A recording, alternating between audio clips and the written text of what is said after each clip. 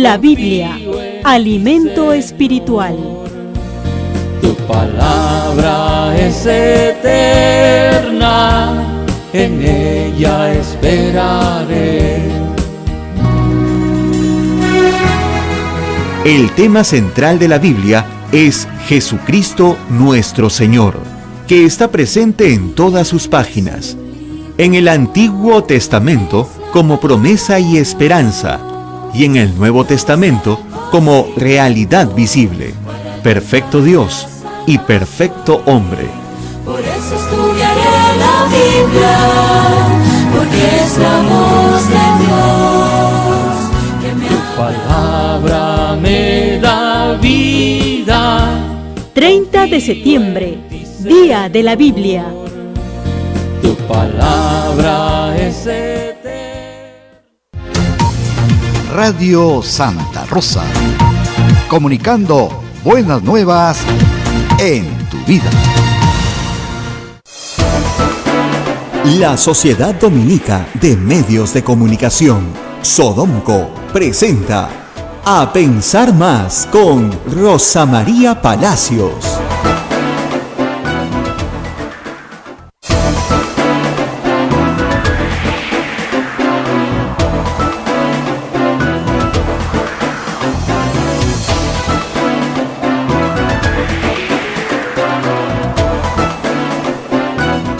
Señoras y señores, muy buenos días, bienvenidos a Pensar Más con Rosa María Palacios a través de las emisoras de la Sociedad Dominica de Medios de Comunicación. La Sociedad Dominica de Medios de Comunicación está integrada por Radio Santa Rosa en Lima, en la amplitud modulada y también en la frecuencia modulada hacia el sur de Lima, 105.1 hacia el sur de Lima. Radio San Domingo en Chimbote, Radio San Martín en Arequipa, Radio Veritas Cusco, Radio Cepagua Ucayali, Radio Quillabamba, La Convención, donde nos ven también bajo su plataforma televisiva, y Radio Madre de Dios Puerto Maldonado, donde nos escuchan y nos ven también bajo su plataforma televisiva. También hay otra red de radios amigas que se unen a esta transmisión en Huánuco, Radio Huánuco, Ayacucho, Radio La Voz de Ayacucho, Puno, Radio Pública y Radio La Decana, en Juliaca, Radio San Valentín, en Ancash, Radio Moro, en Huancayo, Radio Cumbres, la radio del arzobispado, en Satipo, Radio Milenio, en Abancay, Radio Estación Solar, Yurimagua, Radio Oriente, Chota, Radio Los Ángeles, Apumaquisterio, AM Tagua, nos ponen podcast en todo el Perú y el mundo, los aplicativos móviles y la página web de Radio Santa Rosa, www.radiosantarosa.com.pe. Hoy, 30 de septiembre, empezamos el programa. Hoy es Día de la Biblia. Rosa María, muy buenos días. Muy buenos días. Muy buenos días, Abel. Muy buenos días a todos nuestros oyentes en el país. Estaba mirando en la pantalla de televisión. Hoy recordamos, y lo vamos a hacer en este programa, un año de la disolución del Congreso del Perú. Disolución constitucional, pero disolución al fin y al cabo que tiene efectos políticos que se prolongan hasta el día de hoy y se van a prolongar por mucho tiempo. La cronología de ese día es muy importante para entender qué fue lo que sucedió y cómo se aplicaron ciertos artículos de la Constitución. Pero de eso vamos a hablar también más adelante con el excongresista Richard Arce. ¿Qué pasó ese día? ¿Por qué lo vivimos de una manera tan dramática? ¿Y qué lecciones ha dejado hasta el día de hoy? Algunas todavía sin resolver. Y creo que la más importante es que tenemos que entender que los conflictos entre los poderes del Estado existen y tienen que haber soluciones constitucionales eficaces. La solución que tenemos en nuestra Constitución permite que no exista un golpe de Estado. ¿Es la más eficaz? ¿Es la que permite funcionar?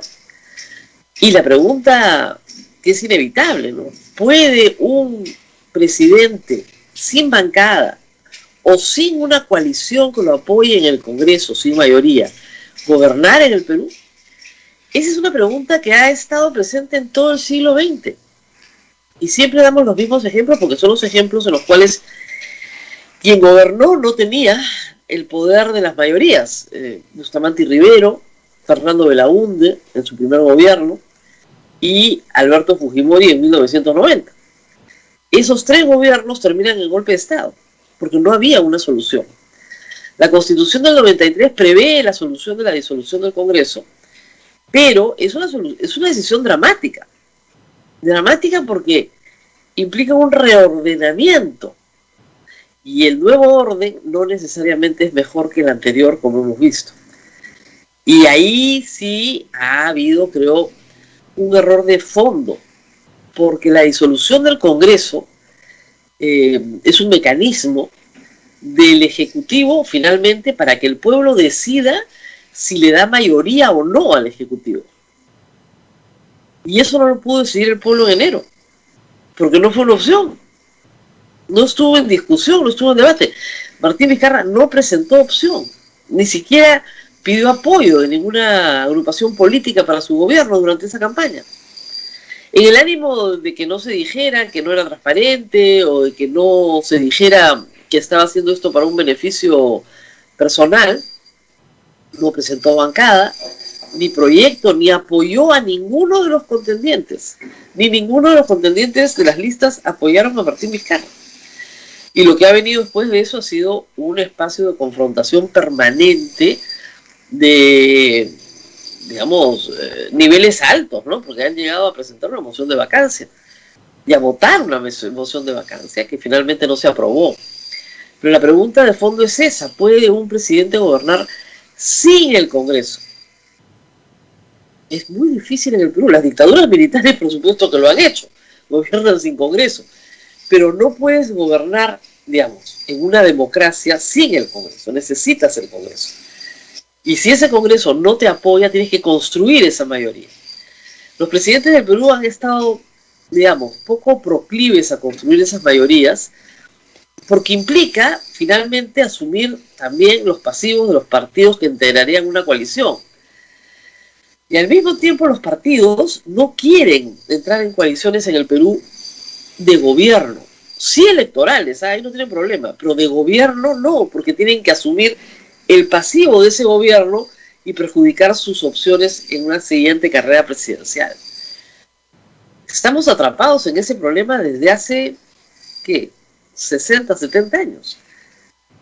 En las democracias parlamentarias, para que se den cuenta de la diferencia, el jefe de Estado normalmente es un monarca, piensen en Inglaterra, en los países de Escandinavia, en España, pero el gobierno se conforma, o sea, el poder ejecutivo, el jefe de gobierno, se conforma por una coalición de partidos que emanan de la votación popular al Parlamento.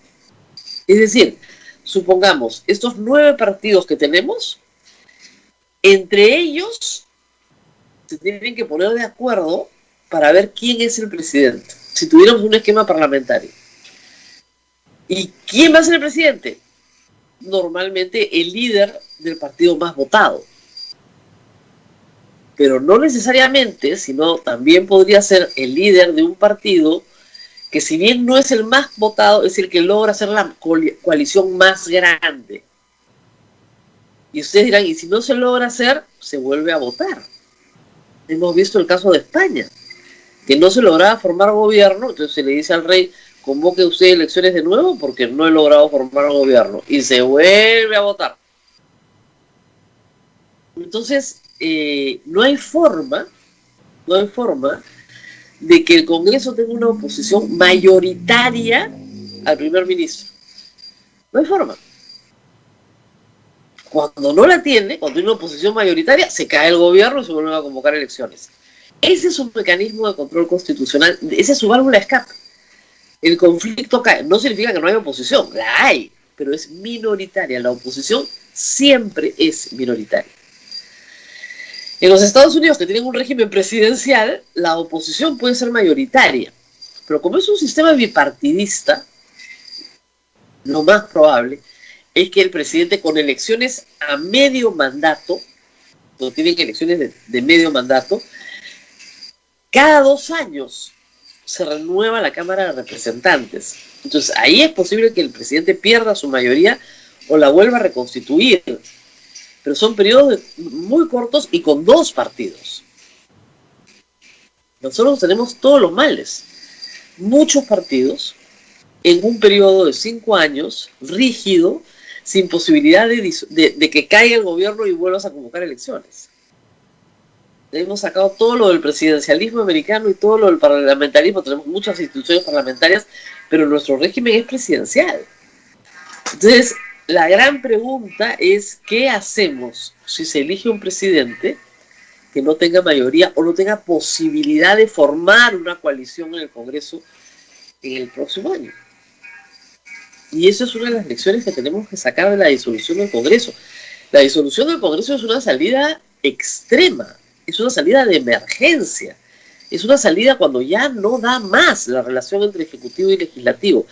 Y creo que llegamos a ese punto el 30 de septiembre pasado, en el fondo y en la forma. O sea, no hay duda que el Congreso no quería aprobar las iniciativas ejecutivas, aunque se hiciera cuestión de confianza de ellas. Ya sabemos lo que pasó con la bicameralidad. La trastocaron, no se pudo votar por ella. Ya sabemos lo que pasó con las reformas políticas. La señora Rosa Bartra lo único que hacía era deformarlas, una tras otra. Algunas para que no se parecieran en nada al proyecto planteado, otras para simplemente hacer que no se voten. Muchas cosas que se plantearon el año pasado que hubieran sido interesantes de tener en este proceso, no se aprobaron. No se aprobaron. Por ejemplo, la posibilidad de ser candidato al Congreso y candidato a la presidencia a la vez, que haría mucho más atractivo para algunos candidatos presidenciales de partidos chicos participar. La posibilidad de que la cabeza de lista sea también parlamentario, y así tener a los candidatos a la presidencia como líderes de su partido en el Congreso, dándole un giro un poco más parlamentarista, si quieren. O sea, si tú postulas a la presidencia y no sales, te quedas en el Congreso. Nada de eso se discutió, y hubiera sido interesante discutirlo. Así que elecciones quedan. Pero mirando las elecciones, hay que decir que ayer ha habido lluvia de inscripciones, y claro, muchos me estarán preguntando qué sé de Pedro Cateriano. Sé lo mismo que ustedes, que se inscribió en el partido Todos por el Perú, que también se ha inscrito Fernando Sillones, y que no hay dos candidatos a la presidencia sino uno, así que tendrán que ir a una disputa interna para saber cuál de los dos es candidato presidencial y cuál postula en una lista parlamentaria. No sabemos nada de eso todavía, porque hasta el 6 de diciembre los partidos tienen plazo para inscribir, para realizar sus elecciones internas, que tienen que realizarlas obligatoriamente ahora por ley. Y de esas elecciones internas tienen que aparecer, digamos, los candidatos. Así que en esas estamos. El resto, lo que tenemos ahora es una guerra de pintas por todo Lima, pero no sabemos más por ahora. Ya sabemos que hay varios nombres de personas, digamos, que no son militantes de los partidos en los cuales van a concursar, van a ser contendores en esta campaña, y que han tenido que inscribirse, pueden inscribirse hasta hoy. Hoy vence el plazo. Ayer yo cometí un error con una interpretación de la ley equivocada que me la hicieron ver y tengo que corregirla. Los candidatos a la presidencia del Perú sí se tienen que inscribir como militantes del partido al que postulan. Del que postulan, digamos, ¿no? O sea, hay 24 partidos, los 24 candidatos presidenciales tienen que tener inscripción como militantes del partido. El plazo vence hoy. Si eres candidato a la vicepresidencia, no. Puede ser designado por el partido. Y si eres candidato al Congreso, bueno, lo ideal es que seas un militante y estés en la disputa interna. Pero hasta un 20% pueden ser designados por el partido de personas que no necesariamente son militantes. Pueden ser militantes como pueden no ser militantes. Esa es la historia. Esa es la aclaración. La correteadera es para los candidatos presidenciales. ¿Qué pasa con aquellos partidos que no presentan un candidato presidencial, pero que sí presentan lista parlamentaria? Que podría ser el caso en algunos. Tienen que pasar la valla y así salvan la inscripción. Porque la valla la pasas con la elección parlamentaria, no con la presidencial. Entonces tienen la oportunidad de presentar una lista independiente, o no independiente, pero digamos, una lista solo de Parlamento. Podría ser. Son 24 partidos. Anoche hemos recibido la información de que Fernando Olivera ha presentado una solicitud para inscribir el Frente Esperanza, que es el mismo partido por el que postuló en el 2016, que había perdido la inscripción, pero no sabemos cuál es el resultado de esa solicitud todavía, ¿no? Se ha presentado la solicitud al jurado, de acuerdo a su comunicación, ha cumplido con todos los requisitos establecidos en la ley. Si es así, buena suerte, pero primero lo tiene que validar el Jurado Nacional de Elecciones. Así que hasta el momento, hasta hoy, tenemos 24 candidatos. De esos 24, como les he explicado, 9 partidos están en el Congreso, 15 están fuera del Congreso. Algunos con poquísima participación política, con candidatos más o menos naturales, ¿no? Pero con poquísima participación política, que, como les digo, no sé ni siquiera si van a presentar lista parlamentaria o si van con candidato presidencial. De lo que hay en el universo hasta el momento, no sabemos todo, porque, por ejemplo, César Acuña y Keiko Fujimori, que son los candidatos, digamos, naturales de sus agrupaciones políticas, todavía no han dicho si van a postular o no. Y de repente no lo dicen hasta diciembre. Por ejemplo, los que se están inscribiendo, como Pedro Cateriano, dice, perdón, yo no he dicho que voy a candidatear a la presidencia. Todavía. Entonces va a haber todavía un compás de espera en estas elecciones internas y luego en las elecciones, en la lista definitiva. El 22 de diciembre el Jurado Nacional de Elecciones ya inscribe todo, tiene las listas soleadas y sacramentadas, pero hay otra fecha anterior que es bien importante, que es el 12 de octubre, que es la fecha límite para presentar alianzas electorales. Y esta fecha es bien importante para algunos partidos, sobre todo chicos que quieren juntarse entre varios y salvar sus inscripciones llevando un candidato que más o menos pueda jalar votos, a pesar de que no piensen en ganar. Realmente hay que ser bien, como hoy día hay una columna de Fernando Vivos en El Comercio que sí quisiera comentar, porque más o menos es lo mismo que yo le dije de manera personal a Pedro Cateriano: hay que ser bien valiente para querer ser candidato a la presidencia del Perú. Miren dónde están los expresidentes del Perú. Presos en el cementerio, con arresto domiciliario, esperando extradición. Es un destino bien desagradable, ¿no? Al margen de sus culpas, ¿no? Pero el juzgar a expresidentes ya es casi una tradición nacional. Y lo segundo es que los sacrificios en tu vida personal son enormes, enormes. Un candidato presidencial tiene que sacrificar toda su intimidad, toda su privacidad, todo. Estar sujeto al absoluto escrutinio público, no tiene ninguna expectativa de intimidad. Yo creo que eso para cualquier ser humano es bien duro, la verdad. Pero en fin, bueno, antes de ir a la política nacional con Richard Arce, no sé si tuviste anoche, Abel, la oportunidad de ver... Sí, era... Yo todavía no puedo cerrar la boca, yo mirá y decía, no puedo... Era imperdible, qué barbaridad. Nos ganaron en ese debate. Te juro, no hubo debate, cualquier cosa. Fue una cosa de locos, yo nunca he visto una cosa igual. Y creo que los americanos tampoco, ¿eh? Yo he visto muchos debates en los Estados Unidos, debates duros, ¿ah?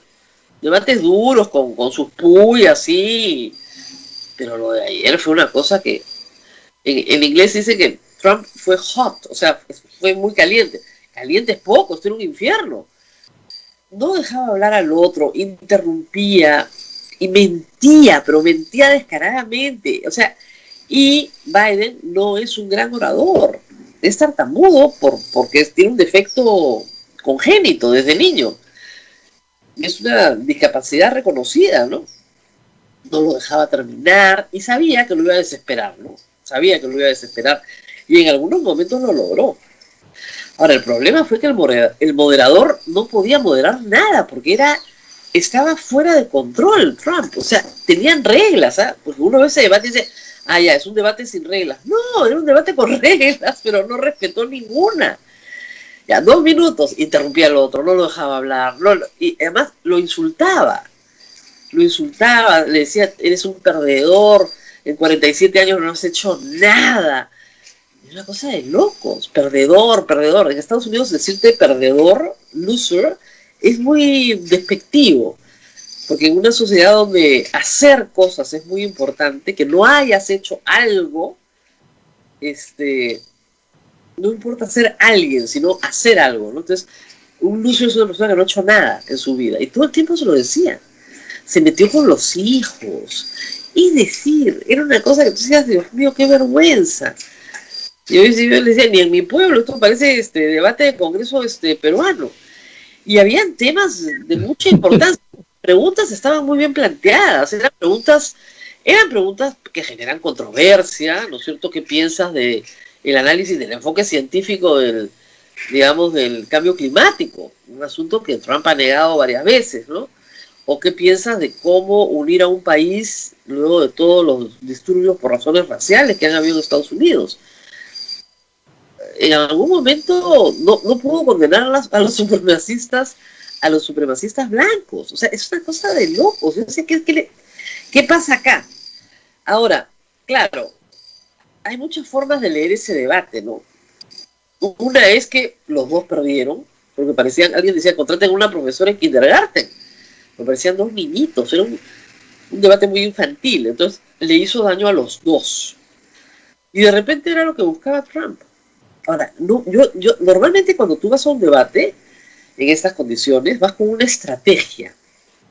O sea, ¿cuál es la estrategia de Trump? No tengo idea. Atraer el voto, tú puedes decir, ya, voy a atraer el voto femenino, voy a atraer el voto de las minorías, voy a consolidar mi voto blanco del Midwest americano, siendo muy violento. ¿Sí? ¿Así funciona? No creo que te funcione así. O sea, no me queda claro qué cosa quería Trump. Salvo que dijeran, vamos a empatar, pero abajo. Pero no empatas abajo, pues empata arriba. No degrades el debate para empatar en el pantano. Y Biden no puede con una persona que simplemente no lo deja hablar. Y le dejaba abiertas, como el otro no es rápido, Biden no es rápido en el debate, le dejaba siempre abierta una puerta para que el otro le metiera una puya, y simplemente lo volviera loco. Pero fue un espectáculo, creo que para los americanos en general, muy, no sé qué piensas tú, a ver, pero pudo ser. Yo leía mucho en Twitter, qué vergüenza, ¿no? La palabra vergüenza. Sí, era muy vergonzoso. Era lo que salía en todos los comentarios, qué vergüenza, ¿no? Qué vergüenza. No, además, CNN es un canal muy anti-Trump, ¿no? Pero igual, los comentaristas decían, nos están viendo en el mundo entero. Eso no sabe la vergüenza que le da. Y a uno siempre le da vergüenza que lo vean en el mundo entero cuando está haciendo un papelón, ¿no? Nos están viendo en el mundo entero. Además, Estados Unidos es un país que tiene 200.000 muertos, Abel. Oficiales. 200.000. O sea, es una tragedia la que están viviendo en Estados Unidos. Y tienes a estos señores que se están trompeando y que no entiendes nada. La verdad que ha sido bien desagradable, ¿no? Como te digo, los temas de salud pública, por ejemplo, que son importantísimos, más era lo que se atacaban uno al otro que lo que decían que iban a hacer a futuro. O sea, no había, ¿sabes qué? No había esperanza, no había un mensaje de... Y vieron varias preguntas de qué van a hacer hacia adelante, ¿no?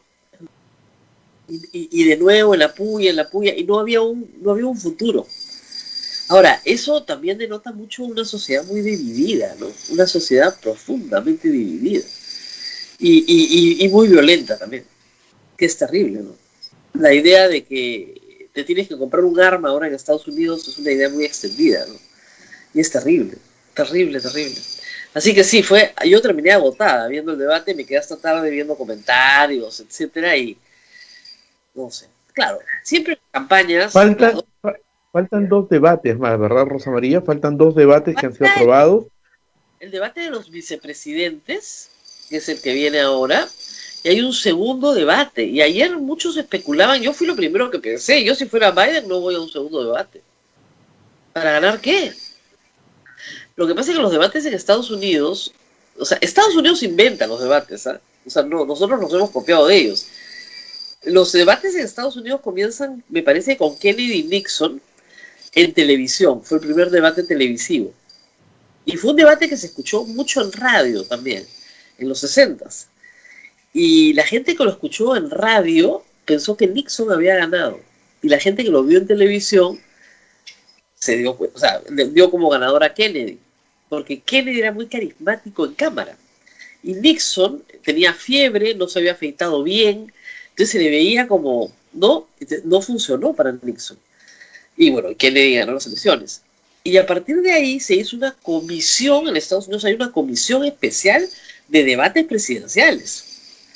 Porque Estados Unidos tiene un problema complicado, a diferencia de nosotros es difícil de entender esto, ¿no? Que tenemos una OMP, una RENIEC y un Jurado Nacional de Elecciones.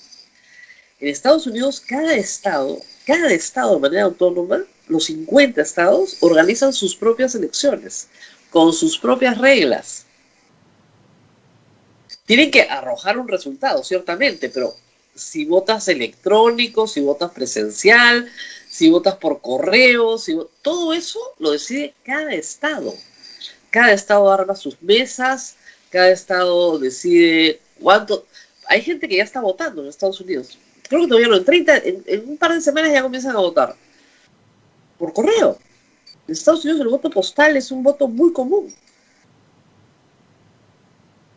Pero no todos los estados, algunos sí, otros no, y otros de diferente manera. Entonces ayer la pelea era que Donald Trump decía que si te mandaban la balota, eso no valía. Que tú tenías que pedirla y regresarla, que ese sí era el voto que valía. Pero si te la mandaban sin que tú la pedías, esas se terminaban botando a la basura y había fraude. Y el problema también de ayer es que es la primera vez que un presidente americano grita fraude, fraude, fraude, dando a entender que no va a reconocer el resultado si es que a él le parece que hay fraude. Lo cual nunca ha pasado en los Estados Unidos. La cuna de la democracia no tiene picones. O sea, eso no se ha dado nunca. Que alguien diga desconozco. O sea, la de Keiko, igualita, ¿no? Pero no se puede. No es admisible. No es admisible para los americanos que un presidente desconozca el resultado. Eso es inconcebible. Entonces, eso puede generar... La gente está bien preocupada de lo que pase, digamos, con los resultados, ¿no? O sea, si no hay Las encuestas tienen a Biden encima, pero muy pegado, y además hay que entender allá que el voto popular, o sea, el número de votantes que vota por un candidato no define necesariamente el resultado de la elección. A diferencia de acá, en Estados Unidos se vota por colegios electorales y cada estado tiene un peso diferente en la decisión final. Entonces tú puedes ganar. Hillary Clinton ganó el voto popular. O sea, más americanos votaron por ella que por Trump. Pero no ganó en los pesos que necesitaba en los colegios electorales. Se quedó por muy poco. Era una muy buena candidata con muchos problemas, digamos, de carácter, ¿no? Que se le criticaban. Pero Trump ganó porque apeló a un discurso conservador de clase media americana, que no le gustan los migrantes, que creen que les quitan trabajo, que son muy conservadores. A ese voto apeló y con ese voto ganó. Tal vez anoche ha querido volver a esa base y mantenerla sólida con él, pero yo te digo, por lo menos anoche comentaban, sacando algunas encuestas, que el voto femenino ayer prácticamente lo perdió. El lenguaje era muy violento para las mujeres votantes en Estados Unidos. Daba miedo, o sea, daba un poco. Y además, como Biden es una figura mayor, lo estaba maltratando. Era como decían los gringos en el Perú, decimos el acosador de la clase, el colegio, el kinder, el que le pega a todos. Ya, eso era Trump ayer. Era el bully del grupo. Entonces, no necesariamente te va a ayudar a tener más votos. De repente consolida, sí, pero sí. Los candidatos no solamente pueden consolidar su base, sino tienen que salir a buscar los votos que hay de todos los indecisos. O sea, el debate es para los indecisos, no para los que están decididos.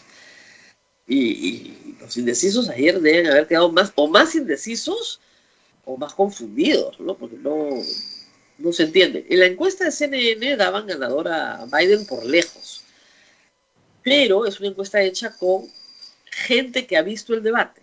Nada más. Porque están viendo el debate. Y es un panel mixto de republicanos, demócratas e indecisos. Y ganaba Biden 60-28, una cosa así. fuerte. Pero no ganaba porque fue un estupendo orador, sino porque el otro fue tremendamente agresivo. Al punto que Biden le dijo, cállate la boca, parecía el rey de España, ¿por qué no te callas? Igualito. Es que en Latinoamérica esa frase tiene más sentido, pero en el mundo sajón tú no le dices a alguien que se calle la boca, es bien agresivo también.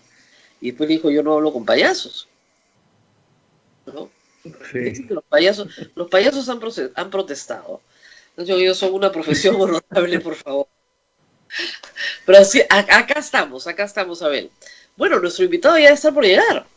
Está ya en la abuela, me parece. Sí. Bueno, vamos a la pausa, Rosa María. Sí, vamos a la pausa. Pero también están preguntando, Rosa María, ayer el Jurado Nacional de Elecciones sacó una norma que medio que restringe un poco los planes de gobierno de los partidos políticos. A ver si nos comentas después de la pausa esto. Ya vamos a la pausa y retornamos. Volvemos.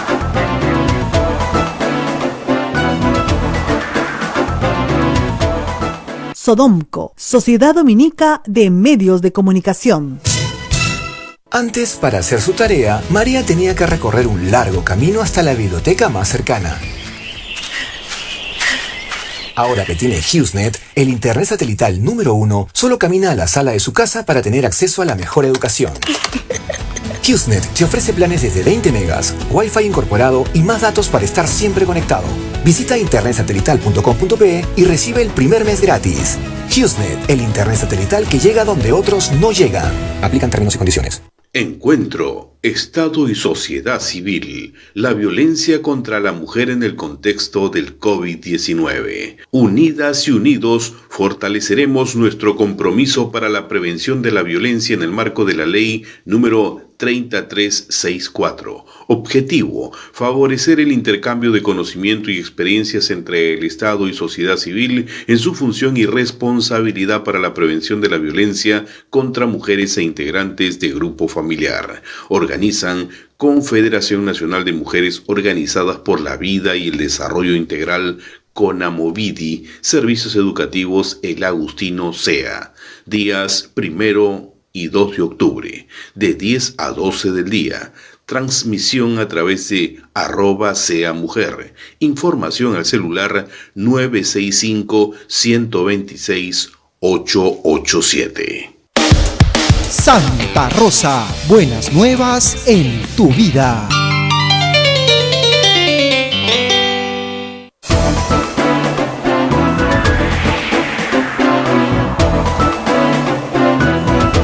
Continuamos con A Pensar Más a través de las emisoras de la Sociedad Dominica de Medios de Comunicación.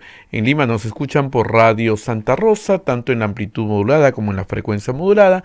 En Chimbote, Radio Santo Domingo. Arequipa, Radio San Martín. Cusco, Radio Veritas. Ucayali, Radio Cepagua. La Convención, Radio Quillabamba. Puerto Maldonado, Radio Madre de Dios. En Huánuco, Radio Huánuco. Ayacucho, Radio La Voz de Ayacucho. Puno, Radio Pública y Radio La Decana. En Juliaca, Radio San Valentín. Ancash, Radio Moro. Huancay, Radio Cumbres. Satipo, Radio Milenio. Bancay, Radio Estación Solar. Yurimagua, Radio Oriente. Chota, Cajamarca, Radio Los Ángeles. Apumaque Estéreo. AM Tagua nos ponen podcast en todo el Perú y el mundo.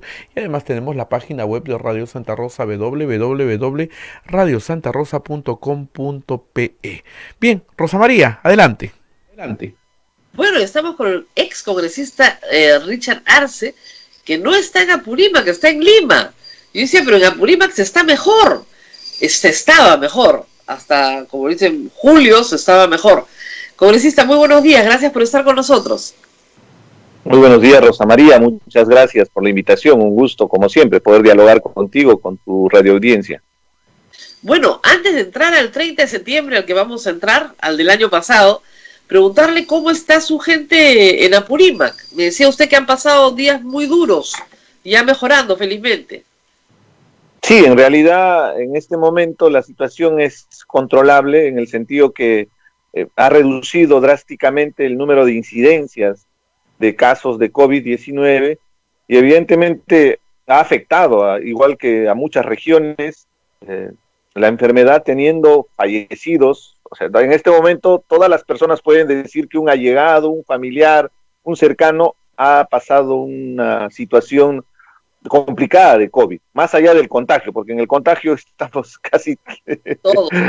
voy a decir un 20%, 25% del país, pero que haya pasado un episodio médico, todos tienen algún familiar, alguna persona cercana, ¿no? Entonces, evidentemente esta situación ha precarizado en lugares como Apurímac, donde se tiene problemas con el servicio de salud, se tiene dificultades porque no se tienen los especialistas, limitaciones de camas UCI, no llegamos ni a 6 camas UCI en la región Apurímac, y sobre todo por lo inmenso de la región, pues, siempre se piensa solo en Abancay, en Andahuaylas. Apurímac es mucho más, son 7 provincias y donde los centros de salud, las postas médicas no tienen la capacidad resolutiva para atender un caso de COVID-19. Así es. Bueno, esperando que todo mejore, la buena noticia para Apurímac fue que la enfermedad se demoró mucho en llegar. Y la verdad es que la mala noticia es que los tuvieron cerrados por gusto, marzo, abril y mayo, cuando han podido operar perfectamente porque ustedes no tenían ningún problema. Hasta julio no han tenido problemas. Y eso ha sido un daño económico bien grande también. Eso hay que considerarlo porque se trató como un solo país, lo que no era un solo país. La enfermedad se demoró en entrar y bueno, después cuando ha entrado ha subido y ha bajado. Ha sido rápido para ustedes, a diferencia de Lima, que ha sido larguísima la trepada. Bueno, y ahora sí más abrupta la caída, felizmente. Bueno, ahí sí me permite, Rosa María, hay un dato muy interesante para ese análisis y para contextualizar lo que justo tú estás hablando, que no se conoce el Perú. La dinámica económica de Apurímac se basa centralmente por la feria dominical que se realiza en Andahuaylas, que si bien es cierto, permite comercializar los productos agropecuarios de Andahuaylas, pero es un mercado para toda la región Apurímac, en especial para Abancay. Abancay es el principal cliente de esa feria dominical. Entonces, con la prohibición de los domingos, estabas afectando una actividad económica que durante la semana la gente se prepara para esa feria, pero que espera el domingo con mucha expectativa para realizar la actividad económica. Por ejemplo, si ahí cerraban los sábados o los lunes, era mucho más objetivo que cerrar los domingos, por ejemplo. Entonces, lamentablemente, muchas decisiones de gobierno se toman en gabinete y se entiende que el Perú solo es Lima o es esa burbuja que todos ven y no se entiende el contexto y la realidad de un país tan grande como es el Perú y evidentemente con sus particularidades, como este caso específico de una medida muy concreta que destruyó el tejido económico de la región Apurímac, porque yo hice estudios, te estoy hablando del año 2004, 2005, la feria dominical movía un promedio de 15 millones de soles, que es mucho dinero para una región que está con los más altos índices de pobreza, de exclusión y todo lo que representa. Entonces, una actividad determinante como es la feria dominical, con el COVID-19 ha desaparecido. El día de hoy no hay feria dominical en Andahuaylas. Qué pena, qué pena. Bueno, eso esperemos que se restituya pronto, porque efectivamente, como usted dice, si de eso depende la economía local, y la verdad es que hasta junio ustedes no tenían problema, no tenían por qué tener toque de queda ni nada, ni siquiera suspender colegios, porque no tenían el problema. Bueno, ya habrá tiempo para analizar todo lo que se ha hecho con paciencia en daños regionales, porque han sido grandes. Pero tenemos que regresar al famoso 30 de septiembre que hemos comentado tantas veces, que parece que fue hace años, ¿no? Con todo lo que nos ha pasado en el camino, pero que hoy se cumple un año de la disolución del Congreso. Y claro, ahora la pregunta es si este es peor que el otro, ¿no? Porque estamos en esa situación. Pero la pregunta creo que de fondo es que, ¿qué lecciones aprendimos, ¿no? ¿Qué aprendimos como políticos y como país de lo que pasó hace un año? Lo primero creo que es para todos respecto a la soberbia que puede uno sentir al estar en el poder, de tener la capacidad de imponer agendas particulares, político-partidarias, o hasta en un caso extremo, pretender obstaculizar a la justicia. Recuerda bien que uno de los mayores cuestionamientos que tuvo el anterior Congreso fue la protección y el blindaje que se dio a presuntas organizaciones criminales, que el día de hoy ya no se puede hablar de presuntas, sino que ya hay muchos elementos de juicio, elementos fácticos que tiene la Fiscalía, que están promoviendo extradiciones, medidas preventivas que limitan la libertad de los involucrados y procesos judiciales que ya se están encaminándose. Inclusive creo que ya hay hasta una sentencia porque alguien se acogió a a la colaboración eficaz o la confesión sincera. Entonces, teníamos un Congreso con un poder inmenso, más de 73 congresistas, porque no solo era el fujimorismo, tenían socios visibles, como era la bancada del Partido Aprista, y también los socios tras bambalinas, como Alianza por el Progreso, por ejemplo, eso no hay que olvidar, y otros partidos más que se prestaron para cada una de las componendas, y ubicándonos en contexto, todo el problema surge a colación de la pretensión de elegir los miembros del Tribunal Constitucional, disculpando el término, al caballazo, sin importarles los procedimientos. No se hizo la consulta ciudadana, no se hizo ese debate en comisión para evaluar las capacidades, las competencias de los miembros del Tribunal Constitucional que podrían asumir, y lo más grave, que inclusive había un claro conflicto de intereses en el señor Olaechea como presidente del Congreso, que pretendía imponer a su primo tercer grado de consanguinidad. O sea, yo por decencia, por ética, me inhibo de participar en un proceso de elección que va a permitir que mi primo, cercano mío, familiar, de sangre, asuma un cargo tan importante como es el Tribunal Constitucional. Pero yo entiendo que Pedro Olaechea fue instrumentalizado y fue parte de ese tinglado que armó el fujimorismo para poder tener un Tribunal Constitucional acorde a sus intereses. ¿Por qué? Porque el Tribunal Constitucional, más allá de ser la última instancia judicial, en realidad es el órgano interpretativo de nuestra Constitución y tiene la capacidad no solamente de retrotraer procesos judiciales, sino de decidir, por ejemplo, una circunstancia tan delicada como la que acabamos de vivir con la pretensión de la vacancia del presidente de la República.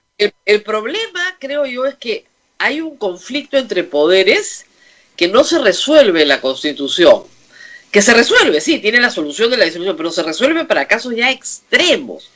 Y el Tribunal Constitucional se ha convertido en el árbitro de los conflictos entre el Ejecutivo y el Legislativo. Ya lo era, obviamente, porque cuando el Tribunal declara inconstitucional una ley, le está diciendo al Congreso, oye, tu ley, la que tú has sacado, no se puede aplicar. Está legislando encima del Congreso, pero eso ya lo teníamos. Y en el Congreso pasado, usted sabe, les declararon inconstitucionales varias leyes también. El Tribunal declara constitucional la disolución del Congreso, con las justas, 4-3, pero la declara constitucional. Ahora va a haber lo de vacancia también, y ojalá que saque una buena resolución para fijar lineamientos. Pero la pregunta que queda siempre ¿es posible gobernar desde el Ejecutivo sin mayoría en el Congreso? ¿Es posible o no es posible? Una gran lección es que necesita una bancada, necesitan, no necesariamente la mayoría, porque democracia justamente es la capacidad que tiene en este caso un presidente, un líder político, de concertar con las otras fuerzas para llegar a consensos.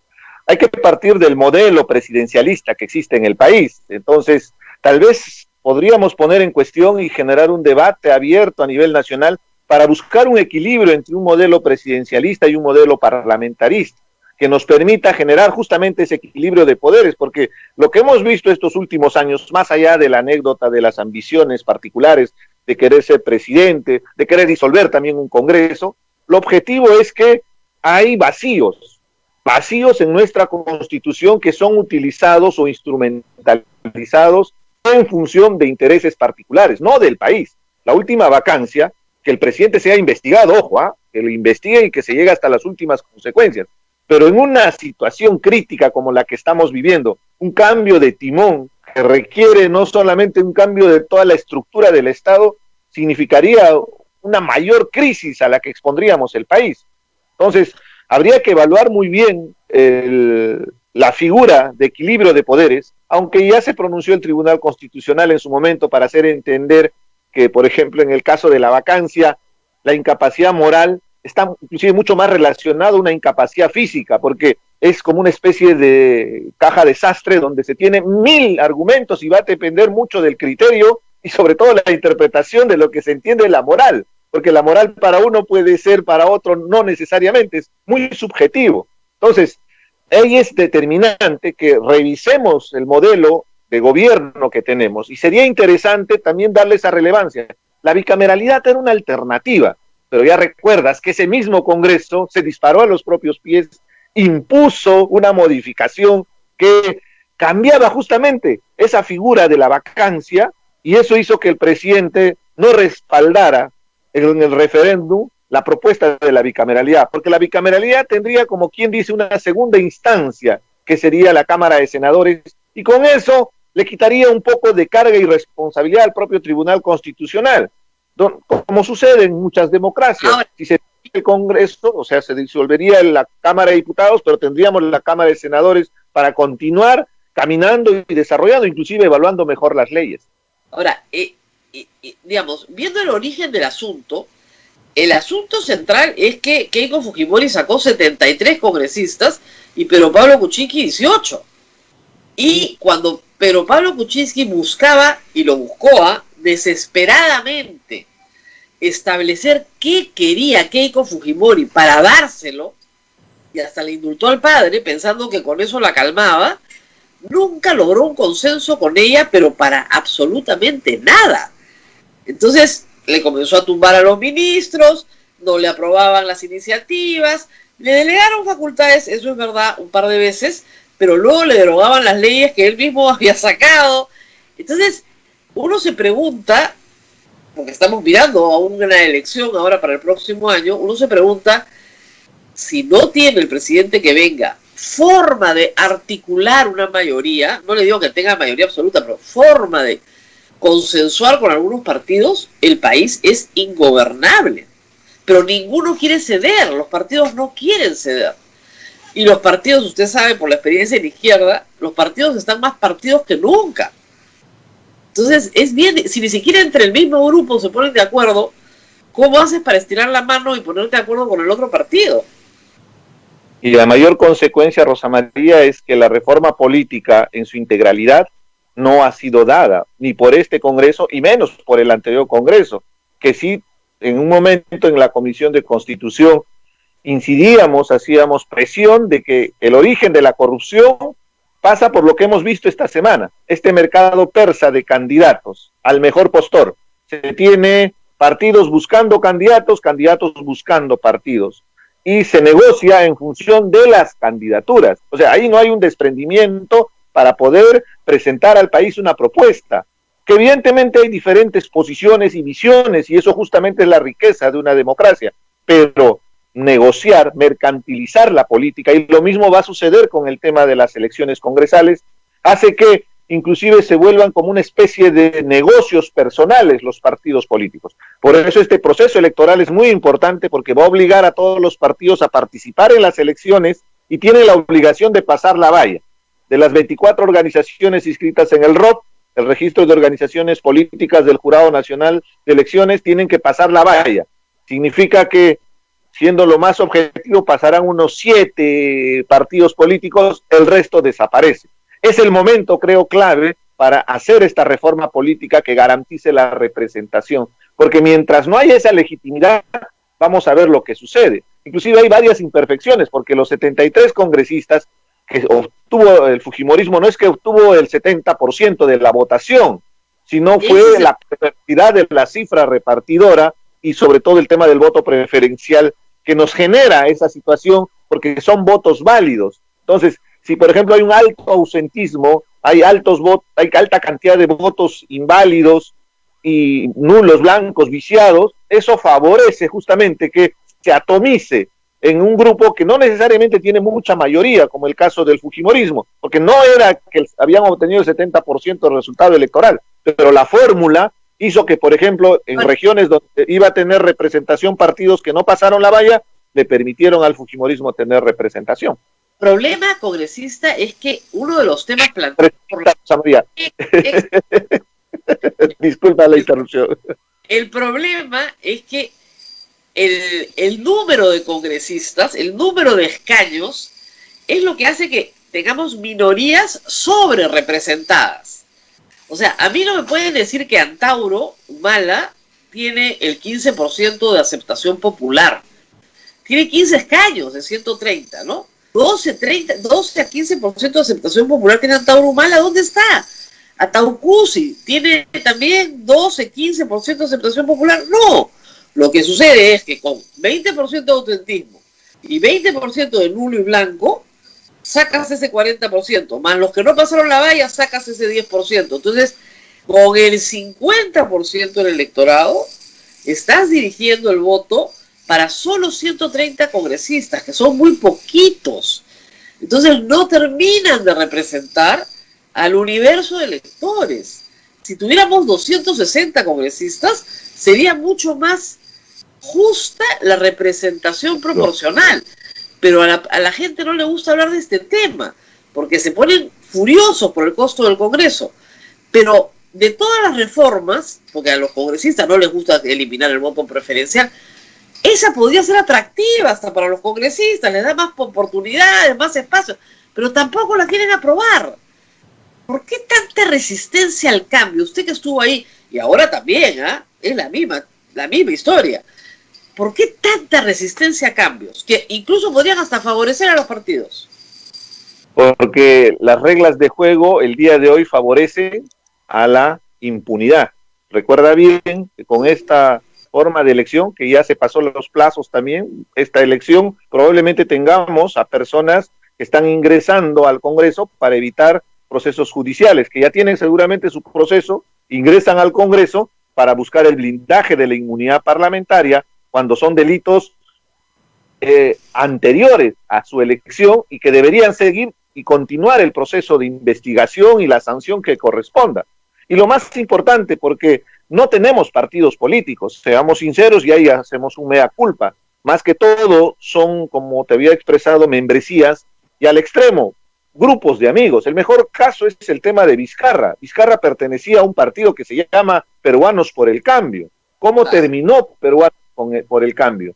Terminó en varias facciones divididas y al extremo que el día de hoy, inclusive, el propio partido que lo llevó al gobierno a Pedro Pablo Kuczynski, y por lo que es ahora Martín Vizcarra, es el principal antagónico, detractor del presidente Vizcarra. Y no por un tema político, es por simplemente discrepancias de beneficios que se hubieran obtenido si es que eran parte del partido. O sea, lo sacaron de la cancha, lo sacaron del partido y lo sacaron del espacio de poder y su forma de actuar es como lo que hizo Fujimori. Keiko Fujimori nunca aceptó la elección del 2016. Hay un gesto muy importante en política. Uno tiene que aprender a saber perder. Y ese gesto significa ir a saludar a tu adversario cuando ya estadísticamente es improbable que pueda revertir un resultado electoral. Lo hicieron en la última elección en cualquier país del mundo y lo hacen en Estados Unidos. Hillary Clinton, a pesar que se dijeron la vela verde con el presidente Trump, fue a saludar al presidente Trump cuando él ganó las elecciones. Yo sé que tal vez es muy hipócrita, pero tiene un mensaje subliminal potente de reconocimiento y de legitimidad, porque así es la democracia. A veces se gana, a veces se pierde. Y en política hay que tener esa capacidad. Yo lo que sentía era que el fujimorismo, y eso sentía en los 3 años y pico que estuvimos en el Congreso, que tenía la herida abierta y estaba buscando la venganza. No estaba pensando en el país cuando censuró al ministro Saavedra. No estaba pensando en el país cuando quiso vacar a Pedro Pablo Kuczynski. Seamos objetivos, porque nosotros también fuimos criticados porque nos salimos. Recuerda bien, Rosa María. Y de la misma manera, cuando se pretendió adelantar las elecciones, hay que ubicar en el contexto. Nosotros, y en lo particular, mi persona estuvo en diferentes debates, en medios, en las comisiones, en el pleno, argumentando que la única salida racional era la propuesta del presidente, que era el adelanto de las elecciones para hacer una salida, como quien diría, salomónica, e inclusive preparada y responsable. Pero, ¿cuál fue la posición de la congresista Bartra? Que se erigió en ese momento ya, inclusive por encima de la posición del fujimorismo, porque por un lado Galarreta iba hablando con Salvador del Solar, y ella ya no le importó ni siquiera la Comisión de Venecia, que le había resaltado que supuestamente era el pretexto para posponer el pedido de una modificación constitucional para un adelanto de elecciones. Y entre gallos y medianoche, y nuevamente al caballazo, como lo que se hizo con la elección de los miembros del Tribunal Constitucional, Rosa María Bartra mandó al archivo la propuesta legislativa, la propuesta de modificación constitucional de adelanto de elecciones. Entonces, esa es otra gran lección aprendida, ¿no? Si hay un partido político, debe haber una organización y debe haber una posición. no los intereses particulares, porque al final entiendo que por eso al final en las elecciones pasadas no la consideraron dentro de Fuerza Popular y tuvo que ir con el partido de Castañeda al ocio, y los resultados electorales han sido más que evidentes. Creo que es la mejor cachetada que uno recibe de parte de la población cuando uno obra o actúa mal. Claro, porque el plan de muchos fue bueno. Acá hay una salida, esta situación es insostenible, elecciones adelantadas. Se acabó. Como se hace en los regímenes parlamentarios. Pero en el Perú, como es presidencial, necesitamos una modificación constitucional. Pero ni haciendo cuestión de confianza, o sea, no lo hizo el presidente, pero ni haciendo lo hubieran aceptado. Y como usted dice, Comisión de Venecia vino y dijo, sí se pueden adelantar elecciones. ¿Cuál es el problema? La mayoría de países del mundo constitucionalmente las adelanta. Entonces, votaron el informe a la basura y ahora sí vamos a... No. Se archiva, recordemos, y de ahí el lunes siguiente es cuando se presenta este impasse para elegir miembros del Tribunal Constitucional, y Salvador de los Solar el viernes había enviado una ley, un proyecto de ley diciendo, por favor, con carácter de urgencia, voten esto primero, creen reglas transparentes de elección de magistrados y luego voten. Fue al Congreso, hizo la cuestión de confianza y usted estuvo ahí, usted empujaba la puerta para que pudiera entrar. Fue una cosa lamentable, pero al final funcionó, ¿no? Porque si no empujaban la puerta no entraba, tenía que entrar. Ahí hay que hacerle recordar al país que existe un procedimiento para el pedido de una cuestión de confianza, y ese pedido tiene que ser verbal, tiene que argumentarse en el seno del Pleno del Congreso de la República. O sea, no se puede emitir un documento solicitando una cuestión de confianza. No, el Premier tiene que pararse en el Pleno y solicitarlo al Congreso de la República. Y la estrategia que pretendieron desarrollar, y eso era lo sorprendente de parte del fujimorismo, fue que ellos quisieron bloquear ese ejercicio democrático. Y recuerdo bien la Junta de Portavoces previo a todo lo que sucedió. Ahí decidieron que no iban a permitir el ingreso. Estuvimos discutiendo, nos salimos de la Junta de Portavoces y la sorpresa nos damos cuando vemos que las puertas del Congreso, del Pleno del Congreso, estaban cerradas, y al extremo que inclusive habían retirado a todos los asesores y todas las personas que acompañan una actividad de una sesión del Pleno del Congreso. Y eso llevó a que en su momento tengamos que tomar una decisión, los congresistas que estamos adentro, de si estábamos a favor de buscar una solución, y la solución definitivamente era la disolución del Congreso.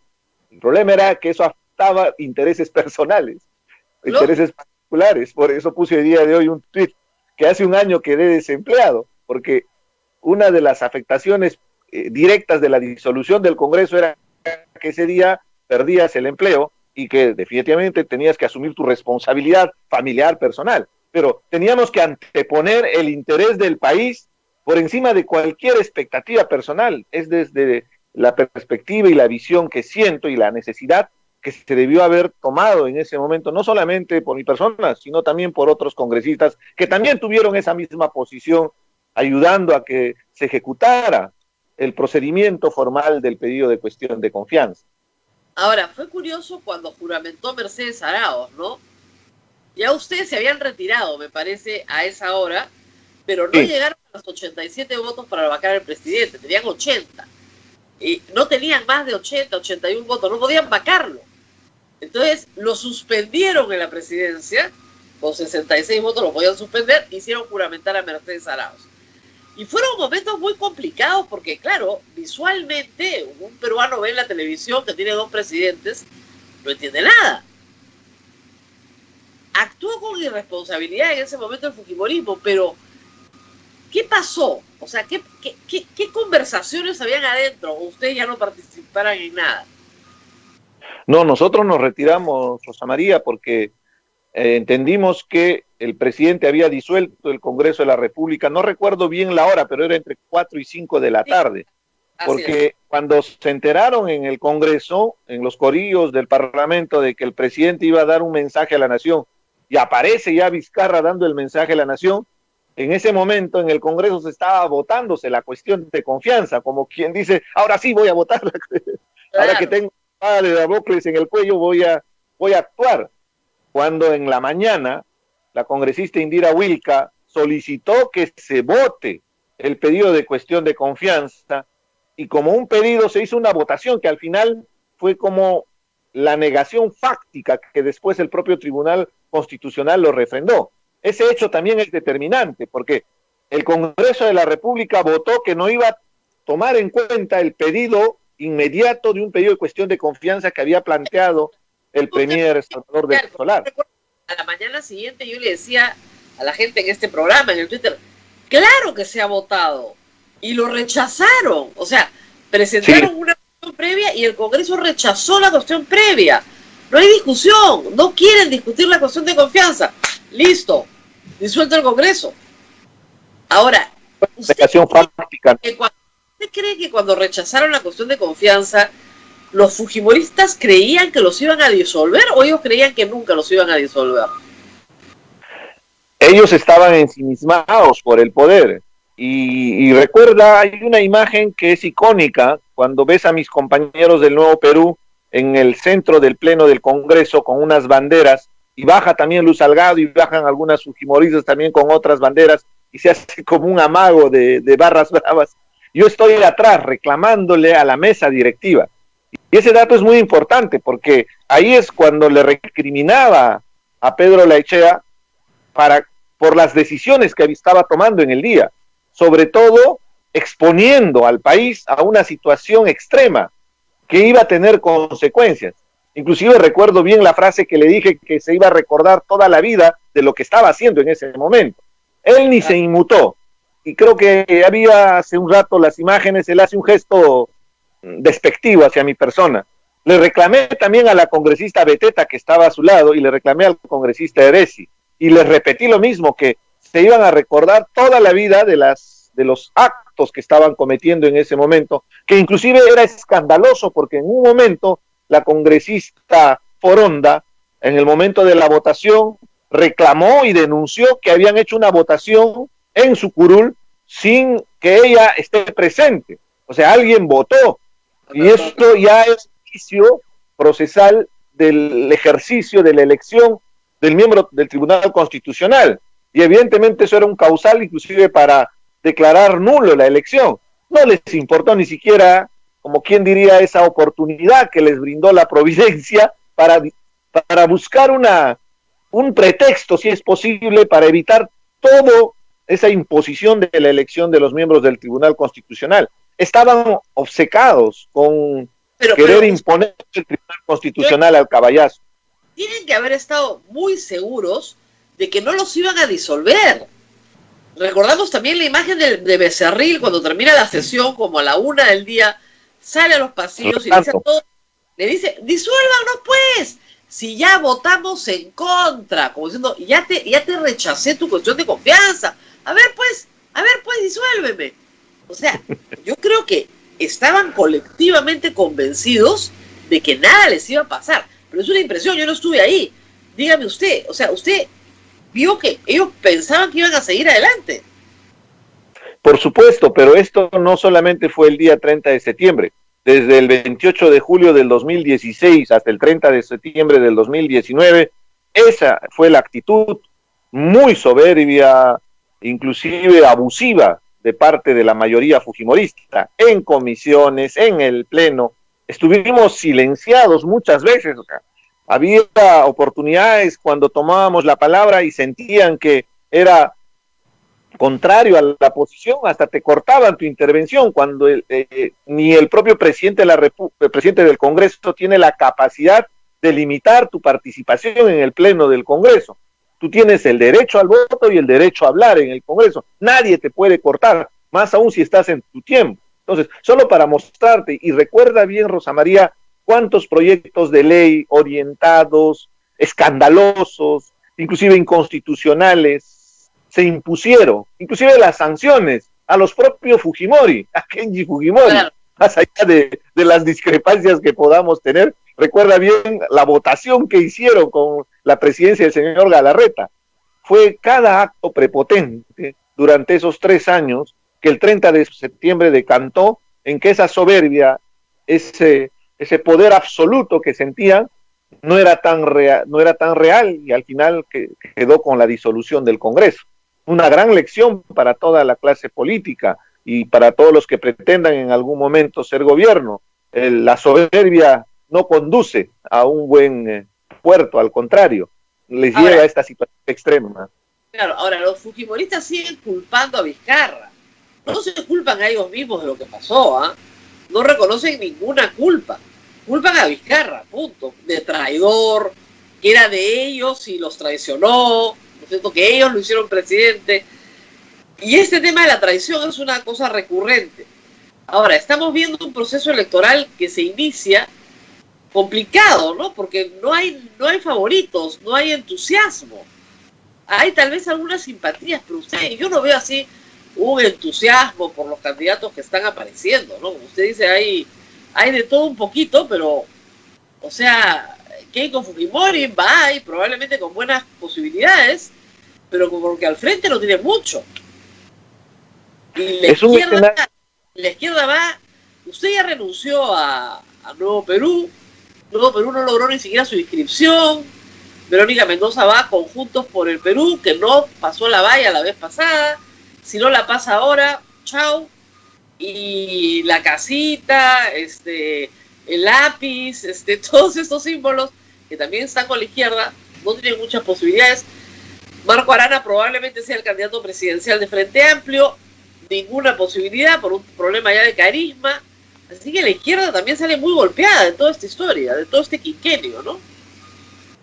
Toda la clase política, no solamente la izquierda, definitivamente hay un alto cuestionamiento. Y si te das cuenta, las últimas elecciones fue justamente el mensaje de parte de la población de un hartazgo, de una molestia, de una incomodidad de tener partidos políticos altamente cuestionados. Por eso la opción del pescadito que resalta, que no hizo mayor campaña más que mostrarse como una alternativa nueva o distinta a lo que representaba la clase política. Y la última encuesta refrenda esta tesis porque habla del 69% de la población que no se siente representada por los partidos políticos que están actualmente participando o están en el Congreso de la República. Entonces, evidentemente eso hace que se tiene que generar una propuesta alternativa. Y yo quisiera, Rosa María, con todo respeto, aprovechar el espacio para comentarte que somos actores políticos y hace meses hemos venido trabajando en una propuesta de gobierno desde los movimientos regionales y el día de hoy vamos a anunciar en el transcurso del día, pero te doy la primicia,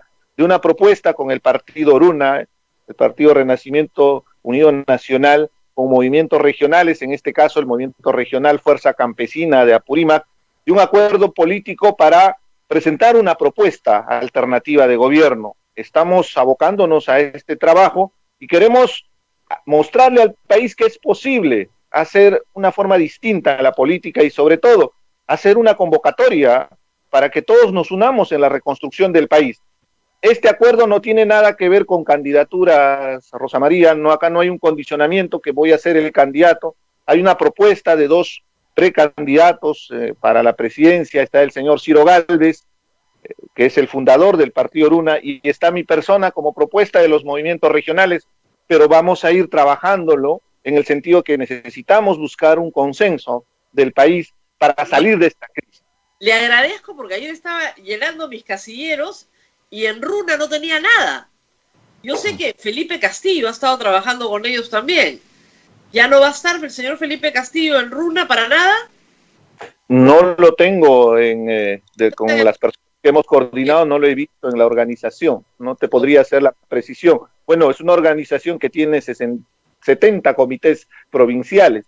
Nosotros hemos tenido un trabajo durante estos meses en diferentes regiones y hemos logrado un consenso de varios movimientos regionales y queremos mostrar una propuesta desde provincias, una propuesta alternativa a lo que se está viendo, se está viendo hasta el día de hoy. Claro, usted ya no puede postular al Congreso, pero, por supuesto, eso es muy importante. Pero sí puede postular a la presidencia.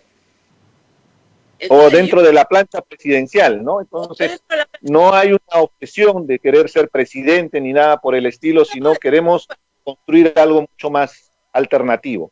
Claro, pero el señor Ciro Gálvez ha postulado, me parece, ya un par de veces y no le fue bien. Entonces creo que de repente le da la posta a usted.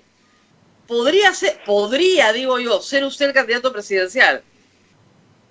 Es una alternativa, vamos como precandidatos. En este momento le voy a pasar al señor Ángeles la nota de prensa que hemos sacado el día de hoy para que se pueda tener conocimiento. La idea es que más allá del interés y la expectativa natural que pueda haber en cualquier político de participar en un proceso electoral, queremos mostrar una alternativa y una propuesta de gobierno distinta a lo que se está viéndose en la oferta electoral actual hacia la población. Y en ese aspecto definitivamente tenemos que pensar en la reconstrucción del país. Por ejemplo, yo escucho a varios partidos de izquierda hablar de una convocatoria para una nueva constitución.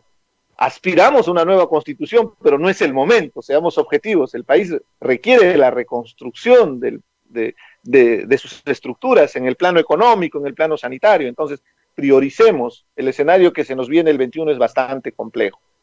Eso falta, le digo, en el debate, espero que esté el próximo año, pero en el debate de los, digamos, de los que aparecen hoy, poco, pero aparecen, parece que acá no hubiera pandemia, ¿no? Que no hubiera una reconstrucción económica en marcha, Entonces, ¿a quién le vas a encargar la economía del país? Esa es una pregunta que se tienen que hacer los electores.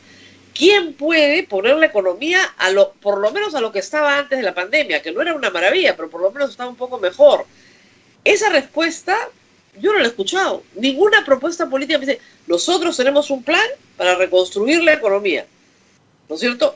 Que no sea pues el impuesto a los ricos o quebrar la caja fiscal con aportes que no se pueden entregar. En fin, no hay eso. Y eso ha faltado. Y se requiere la responsabilidad en un escenario de crisis económica. Y habría que incentivar justamente los sectores económicos que están en este momento vigentes. Por ejemplo, impulsar el sector turismo en este momento es complejo. Cusco es una tragedia. La realidad que está viviendo el Cusco, que dependía del turismo, es realmente lamentable. Pero hay otras actividades económicas que sí se pueden desarrollar, como es el agro y también la minería, que va a ser el soporte para que los próximos 2 años podamos salir de esta crisis. Por ejemplo, seguramente alguien va a cuestionar la posición que estoy expresando, pero hay minería responsable, que se requiere también desarrollarla en el país, con respeto a las comunidades, con respeto a altos estándares ambientales, pero sobre todo es una actividad que en este momento es entre de las pocas que va a poder generar divisas para el país. Tenemos que ser responsables con lo que se nos viene en estos próximos 2 años. Y realmente la situación es bien compleja, bien delicada. Se dice que se ha perdido más de 5 millones de empleos, hay una contracción de más del 30% de la economía peruana. Es una situación caótica y donde se tiene que asumir con mucha responsabilidad lo que se nos viene, justamente de cara al bicentenario. Bueno, estoy contenta porque hemos logrado tener la primicia de que tal vez lo tenemos como candidato presidencial. Tal vez, digo, bien abierta la pregunta, pero yo creo que le va a ir bien en esas internas, yo creo que sí va a ser candidato presidencial. Y además usted tiene una posición de izquierda, una posición provinciana, siempre ha defendido a Apurímac. Apurímac es una región minera por excelencia, está en el corredor minero. Cotabambas es una provincia minera, así que yo le deseo mucha suerte, la verdad, porque esto de que la izquierda con la minería unidas jamás serán vencidas me parece un buen lema. Ahora sí, izquierda y minería unidas jamás serán vencidas. Lo cual la minería responsable, Rosa María, es posible desarrollar una minería responsable que considere, por ejemplo, la participación activa de las comunidades que están en el ámbito de influencia, que beneficie realmente al desarrollo de esas poblaciones, que tenga altos estándares ambientales. ¿Por qué no? ¿Por qué no exigir que pague sus impuestos como corresponde? Y confrontar también a la minería ilegal, que le hace mucho daño. El tema del oro, todo lo que significa a nivel de contaminación ambiental, a nivel inclusive de defraudación tributaria. Es lamentable lo que ha sucedido con este señor llamado Peter Ferrari, pero te das cuenta a qué extremo puede llegar el poder del oro, y que en nuestro país casi el 40% del oro que sale es ilegal, cuando podría pagar tranquilamente sus impuestos y no generaría todo lo que ha significado en Madre de Dios a nivel de explotación de personas, daños ambientales, mafias, existen mafias detrás de esto. Entonces, seamos objetivos. Y de la misma manera, sancionemos también a las empresas que no cumplen y no responden al Estado de acuerdo a sus compromisos. El tema de Doerran, por ejemplo. O sea, hay pasivos y hay historias de afectaciones ambientales en el país que tienen que servirnos de lecciones aprendidas. Pero también hay proyectos mineros que se vienen encaminando y que están cumpliendo con su responsabilidad. Cambiemos la ley de minería. Hay una propuesta que ya se ha trabajado en el actual gobierno, el documento ya es de público conocimiento, para modificar la ley de minería. Creo que es la oportunidad. Ha pasado más de 30 años de la ley de minería. Creo que ahí está el kit del asunto. El próximo Congreso tendrá que asumir con responsabilidad esta reformulación de la forma que vemos la minería para que sea una oportunidad para el desarrollo del país. Congresista, ex congresista, ¿ya se inscribió en Runa? ¿Ya se inscribió? Hemos inscrito todavía, sí, la ficha lo envié hace más de un mes, porque este proceso va desde hace bastante tiempo del diálogo. Es uno de los motivos por estar en Lima, Rosa María. Hay un tema también estrictamente familiar que me obliga a estar en Lima por un tema de salud, de un familiar muy cercano, y evidentemente teníamos que estar en Lima para hacer estas coordinaciones en representación de los movimientos regionales. Porque hay un detalle, los movimientos regionales están inscritos en el Jurado Nacional de Elecciones, pero no tienen participación en las elecciones presidenciales y congresales, a pesar que tienen representación real, tienen legitimidad frente a su población. Lo dicen los resultados electorales en cada elección regional y municipal, donde tienen más votos que los partidos nacionales.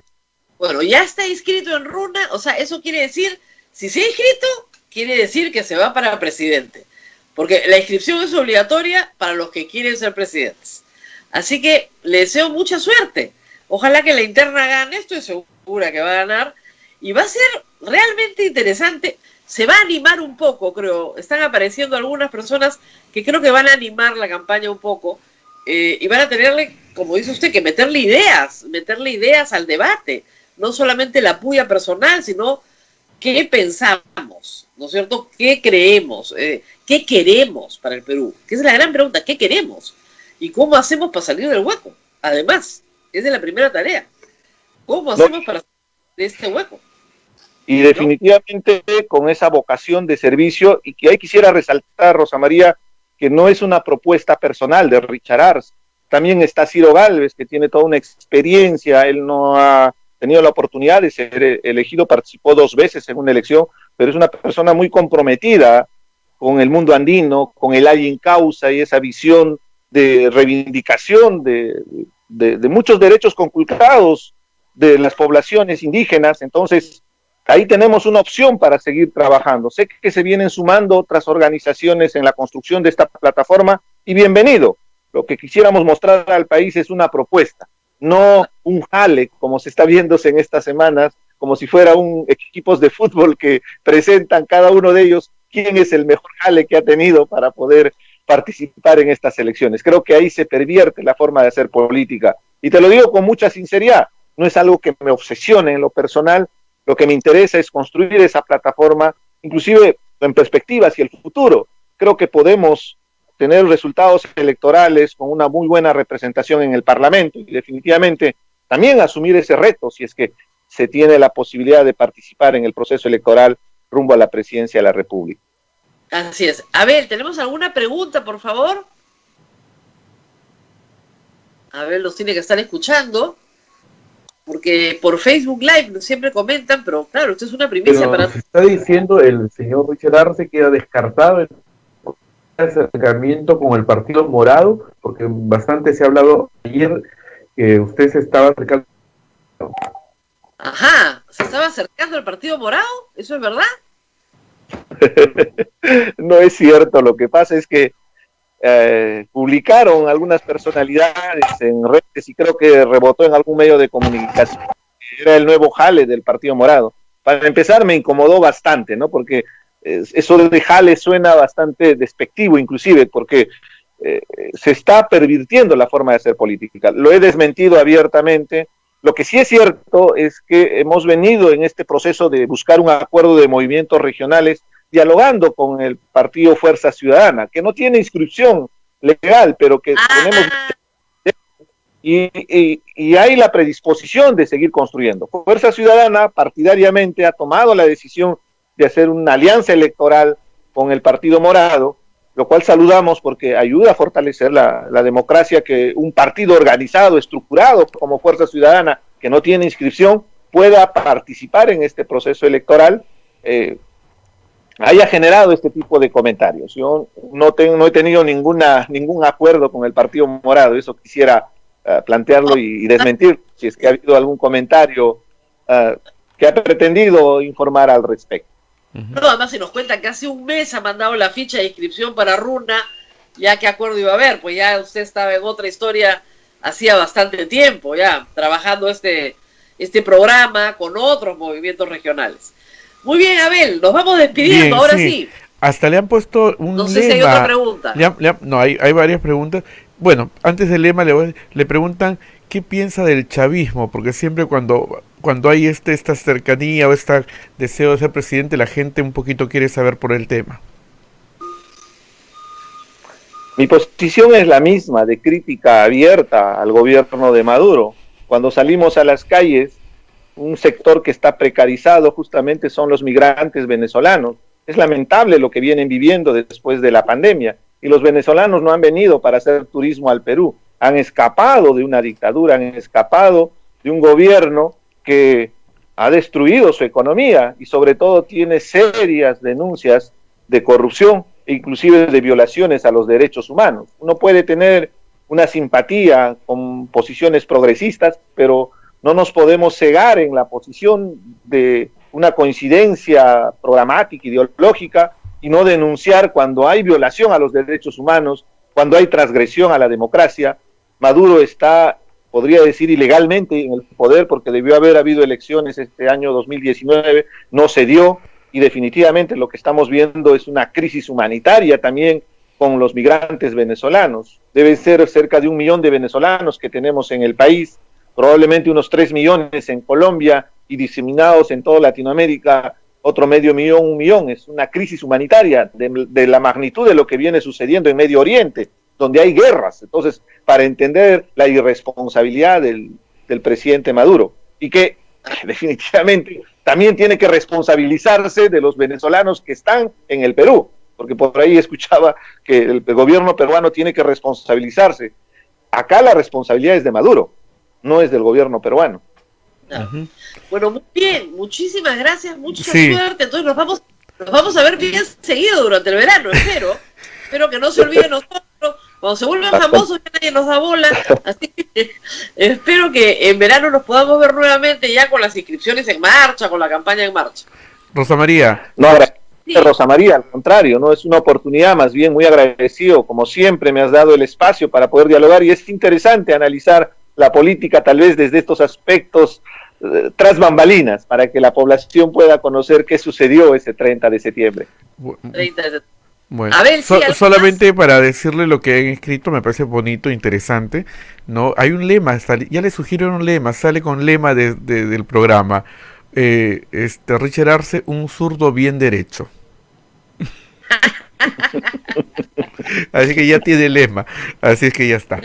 Bien, Rosa María, gracias al congresista Arce. Está bueno, sí. Es un zurdo bien derecho, está bien bueno. A gusto nos ha escrito eso, así es. Bien. No, es que la izquierda tiene que entender la perspectiva histórica de la evolución de los procesos que se han dado en diferentes países. Acá en nuestro Perú nos estigmatizan, nos llaman, nos terruquean, a todos nos llaman comunistas y no entienden que es un proceso histórico y hay que verlo en perspectiva, ¿no? Entonces nosotros creemos en una alternativa de izquierda, evidentemente, pero progresista, moderna, que permita el desarrollo del país, que llame a consensos. Posiciones radicales lo único que nos va a llevar es a lo que estamos viendo en otros países vecinos, donde las posiciones radicales inclusive han expuesto más a la población con la pandemia. Así es. Muy bien, muchas gracias, mucha suerte. Abel, nos vamos despidiendo. Nos vamos despidiendo. Son las 9:05 de la mañana. Sí, nos vamos, Rosa María, hasta mañana, agradeciendo al ex congresista Richard Arce. Así es. Y nos tenemos que despedir nosotros también. Hasta mañana, hasta pronto. Cuídense mucho, chao, nos vemos.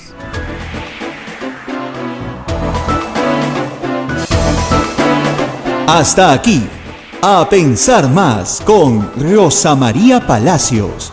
Este programa fue producido por la Sociedad Dominica de Medios de Comunicación, Sodomco.